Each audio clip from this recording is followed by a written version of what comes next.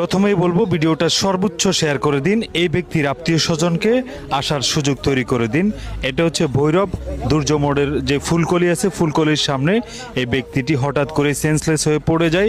তার সাথে কিছু টাকা এবং একটি মোবাইল রয়েছে। আমি অনুরোধ করবো আপনারা ভিডিওটা সর্বোচ্চ শেয়ার করে দিন, তার আত্মীয় স্বজনকে এই ঠিকানায় আসার সুযোগ তৈরি করে দিন এবং মানুষটির জন্য দোয়া করেন যেন আল্লাহ তাআলা তার হায়াত বাড়িয়ে দেন। প্রথমেই বলবো ভিডিওটা সর্বোচ্চ শেয়ার করে দিন, এই ব্যক্তির আত্মীয় স্বজনকে আসার সুযোগ তৈরি করে দিন।